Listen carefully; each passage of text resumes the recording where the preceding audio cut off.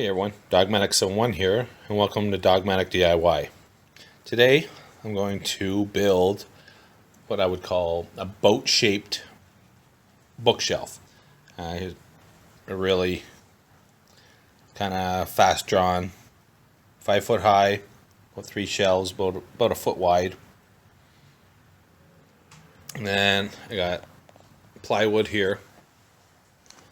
I got some other stuff here, like we do some trim around the outside here, kind of make it look nicer, because this is kind of the outside edge, the front edge of the bookshelf. I don't want it to look like that, so I grabbed some thin trim that can go over top, kind of make it look nicer.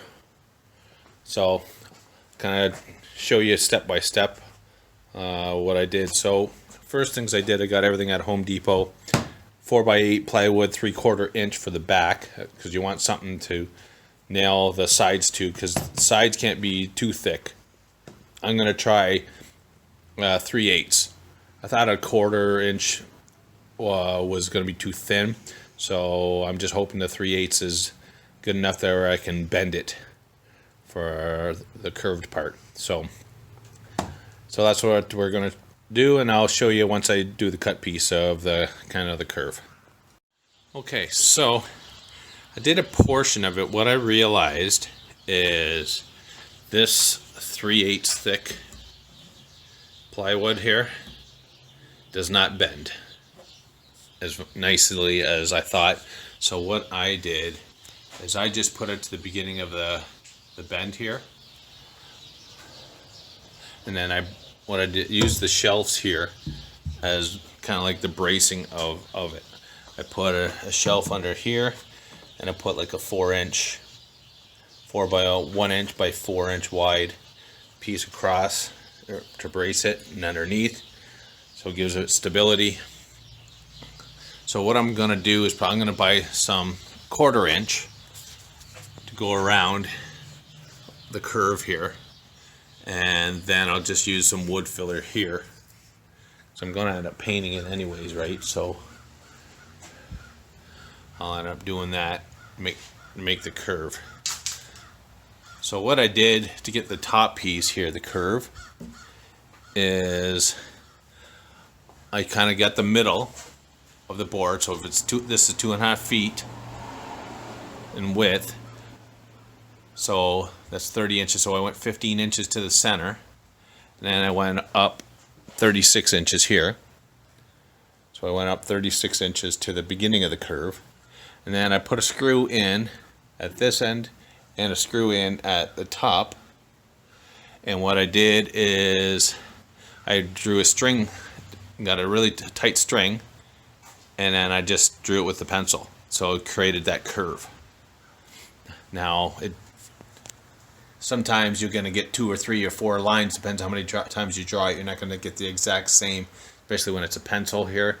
I guess if you wanted to use, like if you had a yardstick, like a flexible stick to make that curve, you can just do it with, put the screws in and then push it against the screws to do that. You can do that.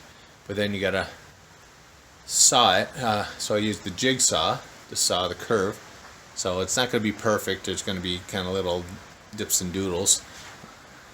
So what I'll do is I'll end up using wood filler or whatever to fill in any little gaps, but it's going to be a dark stain on the inside, so you might not be able to see it. So we'll see how we go to the next part. So but I'm going to have to get some 1/4 inch to do the curves.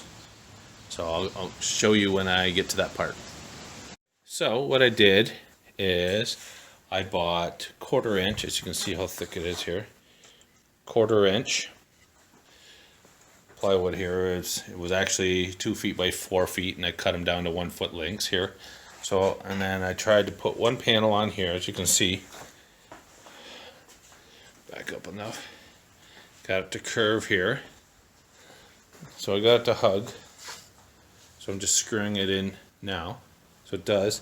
So what I'm going to end up doing here is just put wood filler here to do the gap, because I was thinking of doing a double layer, but the way it curves here, you won't be able to put a double layer of 1/4 inch. So, and then what I did is I'm going to put like a brace here at the top. So I'm going to brace the 2 pieces 1/4 inch at the top here. So I'm going to go like that, and then I'm going to put a decorative piece over top. So I'm going to kind of put the other side on there, and then we'll go and take a look. Okay, so I got the other side on. Doesn't look too bad so far. I'll show you what I did here. Remember I told you I put this piece in, so I'll kind of brace it across here, screwed it on here, and then I screwed the sides in. Now, problem I had here was this shelf had to be cut at an angle. So to make this almost flush so I can just put a little bit of wood filler, I had to put little wedges in, or else it would have bowed it in a little bit and wouldn't have made it blend in once I put the wood filler in. So I'm going to put a decorative piece up here next, and then I'll do some wood filler, and then we'll go from there. Okay, so what I did is, I know I told you I wedged it, so I just kind of did some wood filler here, let it dry, and then I'll do another little coat there before I sand. But I also did a little decorative piece there. I did it on the inside, as you can see here, because once I put a piece of trim, it'll cover that whole thing, and I wanted to make sure that it didn't cover any of the curve. Now I just kind of evened out to do a design. You can make your own design, whatever you want. I just kind of took like a lid, circular lid, and kind of measured out inch, inch, and inch, just so you can kind of get a similar radius. And I think it looks pretty good. So what I'm going to do, I'm going to probably put another coat, might do a light sanding, and another little coat of wood filler if there's any more gaps before I start putting the trim on. Okay, so now put the trim, as you can see, along the side here for now. This one here was a little more of a pain in the butt as it kept popping off. So I got a clamp on there, and it's glued and nailed. And as you can see, you got like a air compressor nailer. So the problem I do have with that is it's going through 1/4 inch. Going in through 1/4 inch and through this trim, you're gonna leave little pieces of nail come through. So I'm gonna have to figure out what to do with that. Because with that curve, you're not just gluing it. It won't stay. I'm going to leave that clamp on there for a while till the next time it comes, so a couple days probably, and then I'll take it off, and hopefully the nails kept it together, because the last one, it just kept popping off even with the glue. So hopefully when the glue dries, then we'll have that, and then the trim's all done. We'll just have to, next thing we'll do is sand it down. We'll put some more wood filler in, and then paint it after we do a last sanding. Well, and that'll be it. Okay. Well, we'll see. I'll talk to you as soon as I remove the clamp, at least. Okay. So remember how I was saying that I had some nails poking through the outside of this, because this is only 1/4 inch, and even with the trim here and the 1/4 inch, I can only get a nailer gun with 3/8 inch nails, so it's still poked through here. So I didn't want somebody to go and grab it and poke.